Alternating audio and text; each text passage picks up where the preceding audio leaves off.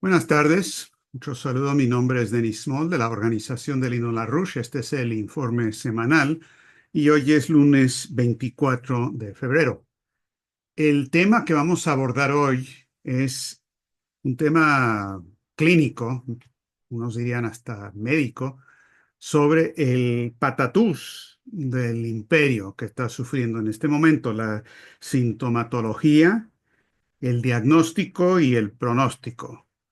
Eh, que no vamos a hablar de cuál va a ser, cómo curar eso, porque esto no tiene remedio, no tiene cura. Pero es muy importante conocer exactamente la sintomatología, el diagnóstico y el pronóstico de lo que está ocurriendo en estos momentos. Quiero empezar leyéndoles una cita de un periodista que dice lo siguiente hablando de los acontecimientos de la semana. Dice, he sido periodista durante 3 décadas. Y en ese tiempo he experimentado muy pocas semanas tan espeluznantes como esta. Dijo que Trump le ha dado la espalda a la alianza transatlántica y se está tragando al por mayor los argumentos de Vladimir Putin. Ahora, la persona que escribe esto es ni más ni menos que Sani Minton Bedoes, que es la directora jefe de la revista británica El Economist, que es pues portavoz de toda la línea del sector financiero británico de la City de Londres. Están realmente demostrando lo que se tiene que llamar un tipo de patatús ante lo que está ocurriendo. En esa misma revista hay otro artículo que tiene como encabezado eh, que es el principal artículo. Dice, ¿cómo debe responder Europa mientras Trump y Putin destrozan el orden de posguerra? Y el artículo pasa a decir en su subtítulo, la región ha vivido su semana más sombría desde la caída de la cortina de hierro. Ahora, esto es interesante, comparar esto con la caída de la cortina de hierro. La cortina de hierro es la creación ideológica de Winston Churchill y él estableció esa idea de la cortina de hierro entre Rusia o la Unión Soviética y Occidente, especialmente Estados Unidos, con la intención de establecer de ahí en adelante una relación especial entre Estados Unidos y el Reino Unido, donde el Reino Unido establece las directrices y Estados Unidos, como el gigante tonto, con el músculo, con las armas y lo demás, sigue las directrices que provienen de Londres. Es eso lo que ahora sienten en Londres que está en juego, en peligro. El mismo artículo del Economist, regresando a eso, dice, la tarea urgente de Europa es volver a aprender cómo adquirir y ejercer el poder. Debe estar preparada para enfrentarse a adversarios y a veces a amigos, como Estados Unidos. Necesita utilizar sus recursos para revigorizar el crecimiento, rearmarse y afirmarse. Y el resto del artículo habla de cómo el Reino Unido y Francia pueden utilizar sus armas nucleares para blindar el continente. Cuentas resumidas están diciendo que están en proceso de perder todo el control del cuadro estratégico por lo que está ocurriendo en Washington y que tienen que movilizarse para establecer en Europa una Europa armada hasta los dientes con armas nucleares provenientes del Reino Unido y de Francia en particular para enfrentar a Rusia y no importa lo que haga Estados Unidos. Es una locura total, pero yo les recomiendo que no descarten las locuras británicas como algo imposible porque ellos son muy expertos en tratar de llevar a cabo la locura llevada a la política internacional. Además, esto no es nada más Sani Minton Bedoes y la revista Economist. También tenemos, eso fue el 22 de febrero, el 23 de febrero, hay un artículo en el Telegraph de Londres de uno de los principales ideólogos y portavoces de la línea imperial británica, que se llama Ambrose Evans Pritchard. Muchos de ustedes recordarán el papel que él jugó en todo el Watergate que le armaron a Bill Clinton para tratar de tumbar al gobierno de Bill Clinton. Fueron los británicos detrás de eso. Y lo que luego hicieron para hacer lo mismo con el gobierno de Trump. A ellos no les importa si la persona que quieren tumbar es demócrata o republicano. Tienen que garantizar nada más que cualquier política que surja en Estados Unidos no sea algo que el Reino Unido no apruebe de antemano. Entonces, lo que dice Ambrose Evans Pritchard es lo siguiente. Dice, Gran Bretaña debe reconstruir su arsenal nuclear táctico. Hay que invertir 250 mil millones de euros adicionales para derrotar a Rusia. Rusia podría tener la fuerza militar para atacar a los estados de la Unión Europea en los próximos 3 a 10 años, dice Evans Pritchard. Tenemos que clasificar esto como un peligro real.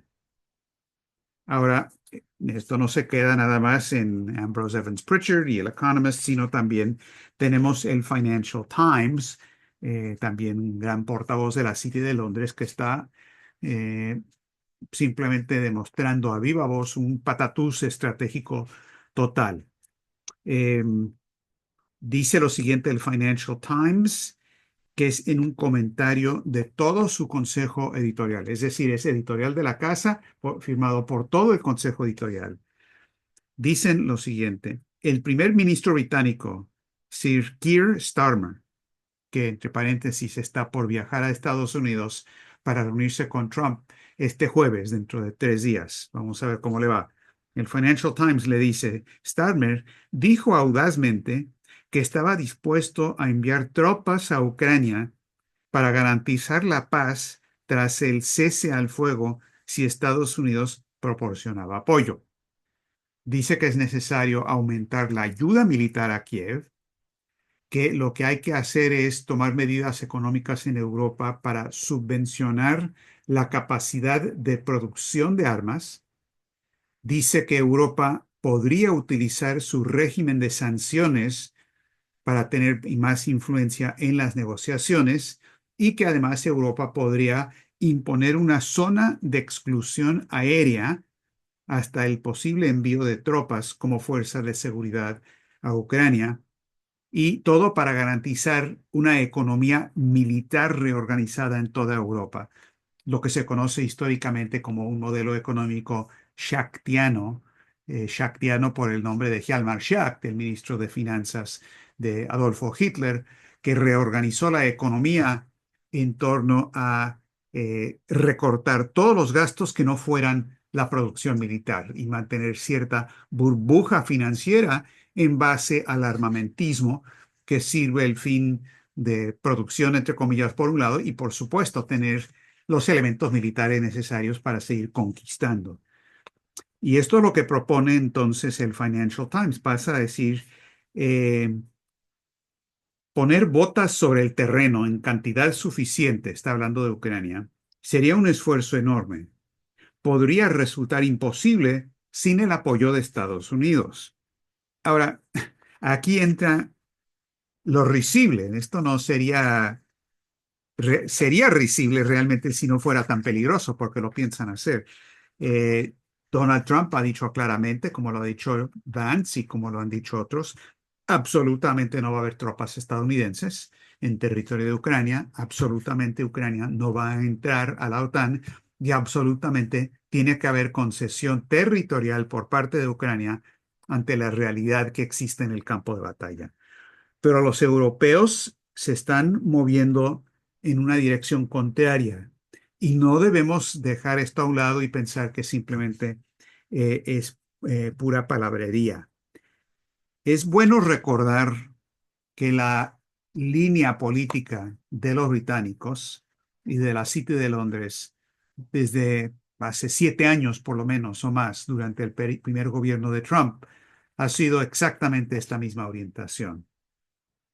Los lectores de la revista Executive Intelligence Review de nuestro movimiento, el movimiento Larruchista, si estaban suscritos en el 2008, quizás se acordarán de que nosotros hicimos revelaciones y publicamos los detalles de un informe público, pero que no se conocía en Occidente realmente, por lo menos en este hemisferio, un informe del Comité Selecto de Relaciones Internacionales del Reino Unido.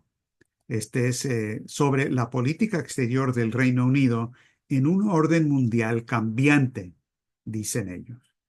Y este es el quinto informe de la sesión 2017 a 19, publicado el 18 de diciembre del 2018.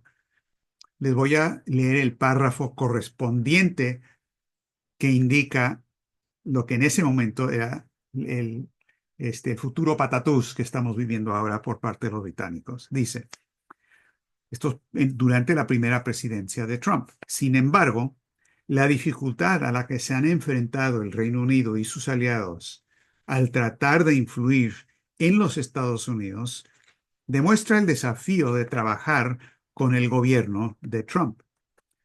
¿Cuán perjudicial será esto para lo que hasta ahora ha sido la relación internacional más importante del Reino Unido, la relación especial? Dependerá de si el enfoque actual es una tendencia duradera. En caso, y esta es la parte clave, en caso de que el presidente Trump gane un segundo mandato o de que le suceda un gobierno similar, el daño a las relaciones entre el Reino Unido y Estados Unidos será más duradero. Y el gobierno del Reino Unido tendrá que confiar menos en alcanzar un enfoque común entre Estados Unidos y el Reino Unido sobre las principales cuestiones del momento de lo que ha ocurrido a menudo en el pasado. O sea, una advertencia de que el Reino Unido tenía que hacer todo lo posible por garantizar que nunca ocurra un segundo gobierno de Trump. Y de ahí viene mucho de lo que todos sabemos, que fue el intento de sacarlo con impeachment, con todos los escándalos que le armaron a Trump, luego lo que pasó en el periodo de las elecciones, de tratar de pararlo también con campañas periodísticas y luego dos que tres intentos de asesinato. Pero ahora tienen un problema muy grande porque este es el segundo periodo de Trump. Los presidentes actúan de manera diferente en su segundo periodo que en el primer periodo, por varias razones. Una es que ya no tienen la preocupación pragmática de lo que tienen que hacer respecto a hacer concesiones para ganar su segundo periodo, que siempre es una consideración. También ya conocen cómo es el negocio. En el caso de Trump, él aprendió muy claramente lo que tenía enfrente como oposición y claramente decidió que iba a tener que actuar de manera muy rápida para hacer una limpia de lo que llaman el estado profundo si es que iba a sobrevivir. Porque conoce y vio lo que le pasó a Kennedy y a otros que desafiaron a ese estado profundo. Entonces, estamos viendo este tipo de proceso. Viene Starmer a Washington. Bueno, viene Macron hoy, eso no importa mucho, pero Starmer viene el jueves.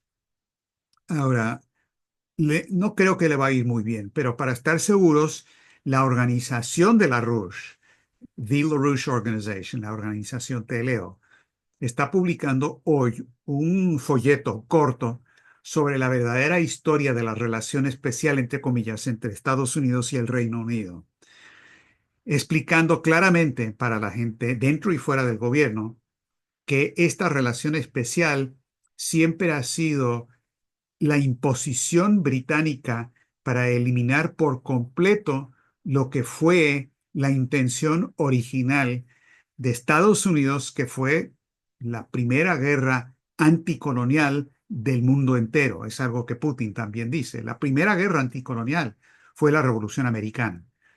Y Estados Unidos, cuando los británicos no pudieron controlar eso desde fuera o derrotarlo desde fuera, estratégicas se movieron para controlarlo desde dentro con las facciones financieras y otras y la relación especial.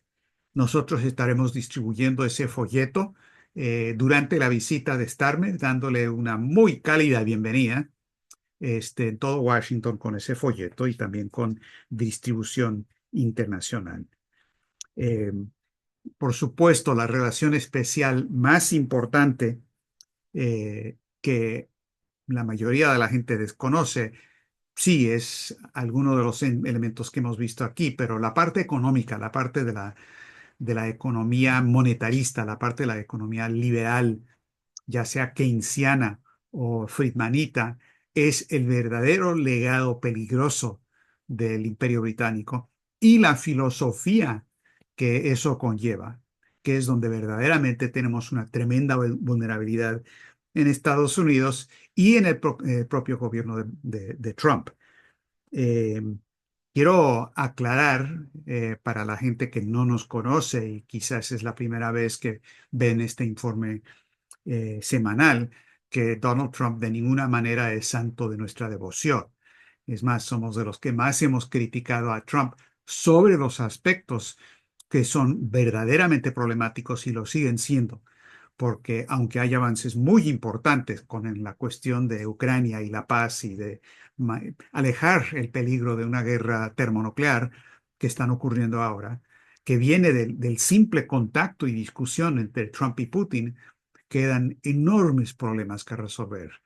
La situación del Oriente Medio, por ejemplo, y la insistencia hasta el momento de Trump de respaldar a Netanyahu, de respaldar el genocidio en Palestina, de respaldar esta propuesta absolutamente desquiciada e imposible de una riviera en el Mediterráneo, y lo que puede ser el desenlace de eso, como también aspectos de la política económica, en particular el ataque a China, la intención de excluir a China por completo del continente iberoamericano, por ejemplo, donde el desarrollo económico junto con China, junto con los BRICS, junto con la iniciativa de la Franja y la Ruta, es absolutamente apremiante.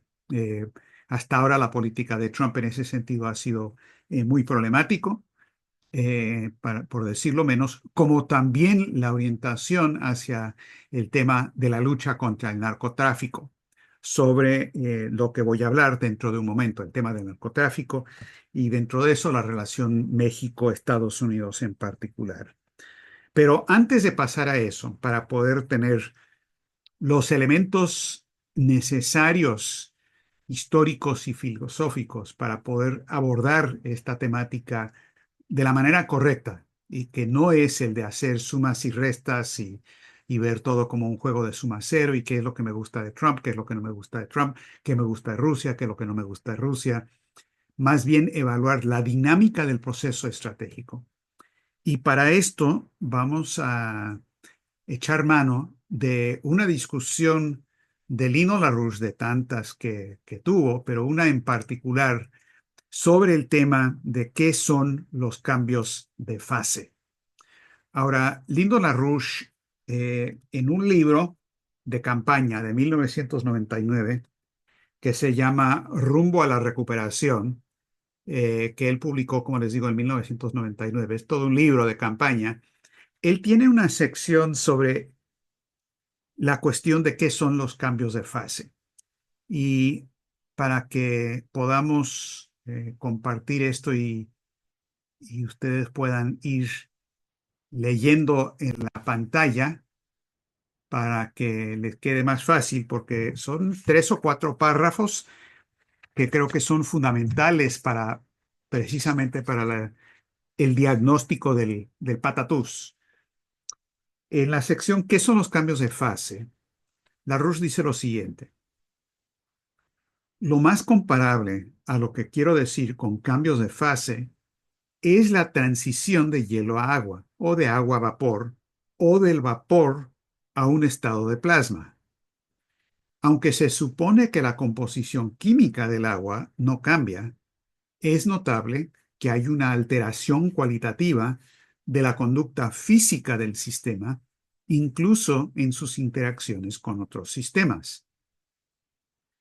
En la clase de transformaciones políticas, económicas, sociales y psicológicas que muchos lectores han empezado a experimentar ya en su entorno inmediato, nos vemos ante una nueva variedad de cambios de fase, distinta de la que ilustré con la serie de ejemplos anterior, pero no obstante dicha diferencia, los cambios políticos que vivimos siguen siendo cambios de fase, si bien operan bajo otro régimen que el de los llamados sistemas físicos.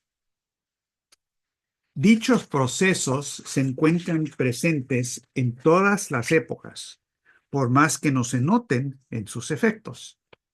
Dichos efectos suelen presentársele al observador, como ocurre ahora, únicamente en periodos de transición turbulenta, que marcan el paso de la sociedad por un doloroso parto que desemboca en el nacimiento o aborto de un nuevo estado de cosas, cualitativamente distinto en todo. En la historia real no hay tiempos normales. No hay periodos de quietud en que las leyes de la historia operen de otra forma que durante las turbulencias tectónicas de la sociedad. Lo que hay son los reposos relativos de la preñez insospechada, cuando el grueso de la población dormita, soñando plácidos sueñitos, y se va gestando el tormentoso parto. Ya pasó la hora de los sueñitos. La norma de nuestros tiempos son los terremotos. Tales son ahora, hablando a grosso modo, los cambios que acaecen en la condición general del mundo, tren de cambios de estado que ha cobrado ímpetu en los últimos 15 meses, tanto en los sistemas como entre ellos. La determinante del curso que llevan los sucesos mundiales es este cambio fundamental del carácter de cómo funciona el mundo. Cierra comillas. O sea, estamos en un periodo de turbulencia, de cambios tectónicos, de cambio de fase en el mundo político estratégico equivalente a un cambio de fase equivalente donde pasamos, por ejemplo, del agua al hielo. Y el error común de evaluación de la gente con todas las buenas intenciones del mundo es querer aplicar las leyes físicas aparentes del periodo anterior después del cambio de fase. Es decir, si uno tiene agua en una cubeta, por ejemplo, querer después de que se congela en hielo, querer poder tirar esa agua como si fuera líquido. La insistencia en analizar una situación que ha cambiado usando las categorías y las reglas aparentes del periodo anterior suelen producir cambios fundamentales de evaluación estratégica. Y esta metodología de LaRouche de entender que el proceso histórico, además del proceso físico del universo, pero más aún el proceso histórico, obedece un proceso no definido por economía y por econometría y por matemáticas normales, sino por sistemas antientrópicos donde la descripción es fundamentalmente alineal. Es decir, hay saltos inexplicables desde la perspectiva anterior. No se explica el hielo desde la perspectiva del agua, pero se explican ambos desde la perspectiva del proceso por el que estamos pasando. Y me pareció muy importante tomar lo que podría parecer este punto de ir por una tangente por un momento, porque creo que es la premisa fundamental para poder analizar, entender la sintomatología, diagnosticar y pronosticar por dónde va a terminar esta situación. Ahora, los rusos a su manera entienden estos tipos de cambios. El presidente Putin comentó el 19 de febrero ante la situación actual, habló de las conversaciones que se realizaron entre Estados Unidos y Rusia en Arabia Saudita y dijo, valoro mucho estas conversaciones, produjeron resultados. Los participantes estadounidenses eran personas totalmente diferentes. Estaban abiertos a un proceso de discusión sin trabas, sin juicios sobre lo que se ha hecho en el pasado. Luego le preguntan sobre una posible reunión con Trump y él dice, me gustaría reunirme con Donald. Hace mucho tiempo que no nos vemos.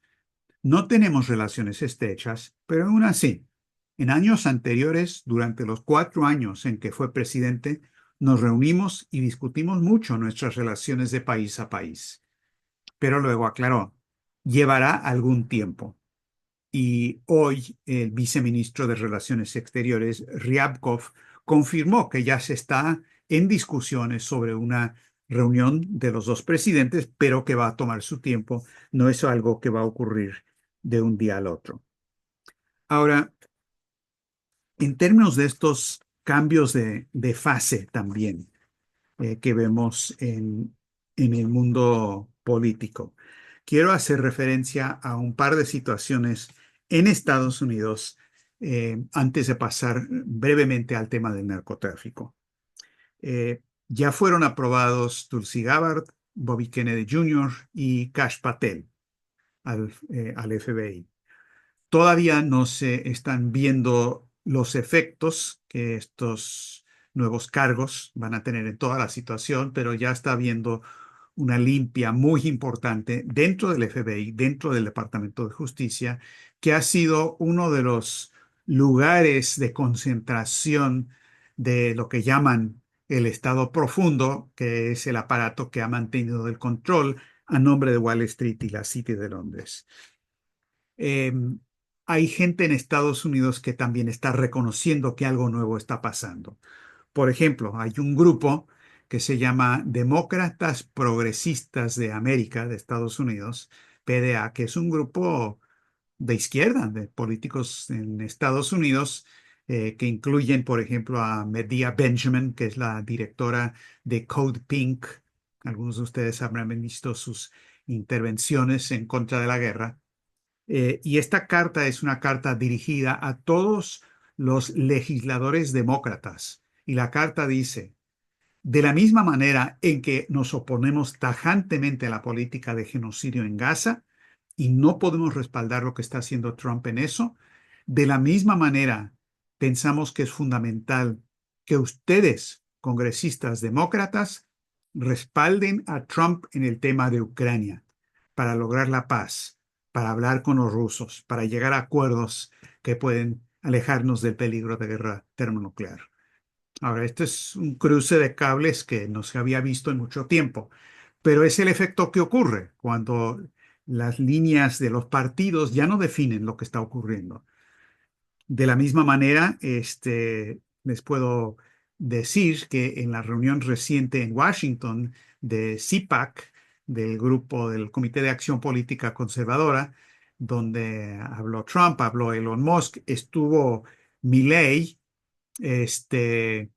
junto con Musk haciendo alarde de todos los recortes que iban a hacer, políticas terribles. También estaba presente para hablar y discutir con la gente, además de Diane Sare, que estuvo ahí para hablar con otros, estuvo la misma Medea Benjamin, demócrata de izquierda, del Code Pink, con la intención de hablar, discutir y ver cuáles son los puntos comunes, por ejemplo, sobre el tema de Ucrania. Ahora, hablemos brevemente del tema del narcotráfico. Como muchos de ustedes saben, o todos, quizás Estados Unidos, el gobierno de Trump, aprobó unas declaraciones donde eh, redefinió o definió a 8 cárteles de las drogas, 6 de México y uno de El Salvador, otro de Venezuela, como organizaciones terroristas. Al definirlos como organizaciones terroristas, esto abre la posibilidad dentro de las leyes de Estados Unidos de justificar, según lo que son estas leyes de Estados Unidos, intervención militar fuera de las fronteras de Estados Unidos. El caso Osama Bin Laden, el caso de lo que ocurrió con Soleimani y la posibilidad, como varios ya han anunciado que quieren hacer, es empezar a atacar a los cárteles en México con drones de Estados Unidos y hasta la posibilidad de algún tipo de persecución en caliente o acciones al otro lado de la frontera. Ante esto, la presidenta de México, Claudia Sheinbaum, instantáneamente se opuso a cualquier idea de una intromisión en los asuntos internos de México, propuso cambios en la Constitución de México donde se dice explícitamente que no puede haber ninguna injerencia extranjera, eh, y que sobre el narcotráfico dice que estamos dispuestos a cooperar, todo con cooperación, nada con dictámenes y con injerencianismo y violación de la soberanía. Bueno, todo bien. Tanto lo que hizo el gobierno de Trump, declarando estas organizaciones como organizaciones terroristas, como la respuesta de Sheinbaum, son pasos correctos hasta donde llegan. Pero ninguna de las dos declaraciones o posiciones afectan a fondo el tema del narcotráfico.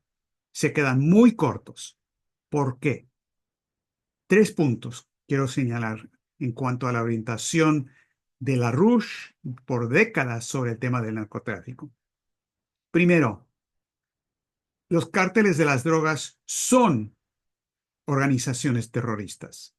Es más, la persona que acuñó la frase narcoterrorismo fue Lino LaRouche. Y es un aparato internacional controlado por grandes intereses financieros que funcionan tanto como terroristas como narcotráfico a la vez. Eso es correcto. Punto número dos, como siempre dijo Lino LaRouche, tiene que haber una verdadera guerra a las drogas para parar el narcotráfico, pero se tiene que hacer como fue la alianza de las naciones soberanas del mundo en contra del fascismo durante la Segunda Guerra Mundial. Lo peor que se podría hacer, dice LaRouche, es violar la soberanía nacional. Eso lo único que va a hacer es fortalecer a esos aparatos narcoterroristas, porque luego se pueden hacer pasar por los grandes defensores del nacionalismo, ¿verdad? Los narconacionalistas o algo por el estilo. Entonces, sí tiene que haber una guerra, en serio, pero tiene que ser entre naciones soberanas donde la soberanía se respeta absolutamente. Es el segundo punto. Tercer punto, que no ha hablado ni Trump ni Sheinbaum, pero que es el centro total del tema del narcotráfico. El narcotráfico lo maneja la City de Londres y Wall Street. No lo manejan los carteles locales, no lo manejan los traficantes, no lo manejan los distribuidores, no lo manejan las víctimas, no lo manejan los campesinos que producen. Son los grandes bancos de Londres y de Wall Street, que se ha demostrado 1000 veces que son los que lavan el dinero, $1 billón al año, pero nunca se les hace nada. Cualquier acción en contra del narcotráfico que no empiece con un ataque total a los bancos narcotraficantes es pura fanfarronería, es populismo y no va a llegar a nada, no va en serio. Y termino leyéndoles un párrafo del prefacio que escribió Lino LaRouche al famoso libro, el bestseller que publicamos, Narcotráfico S.A. Está la tercera edición de 1986. LaRouche dijo lo siguiente: los estadounidenses y otras personas temen cada vez más al terrorismo internacional. Desgraciadamente, pocos comprenden que el terrorismo está tan estrechamente integrado en el tráfico internacional de drogas que ambos no pueden separarse. Si destruimos el narcotráfico, se destruye la base logística esencial del terrorismo. Sin embargo, destruir los cultivos y derribar los aviones que transportan la droga no es suficiente. A menos que se confisquen los cientos de miles de millones de dólares de los narcotraficantes y se envíe a prisión a los banqueros y agentes financieros culpables, Estados Unidos y Europa Occidental están indefensos ante el terrorismo. Mientras las criaturas del sistema de blanqueo de dinero ejerzan su influencia, no habrá una guerra contra las drogas seria, ni habrá una acción seria contra el terrorismo internacional. Cierra comillas, lo que siempre dijo Lino LaRouche y que reiteramos en este momento como la orientación política y programática del movimiento LaRouche.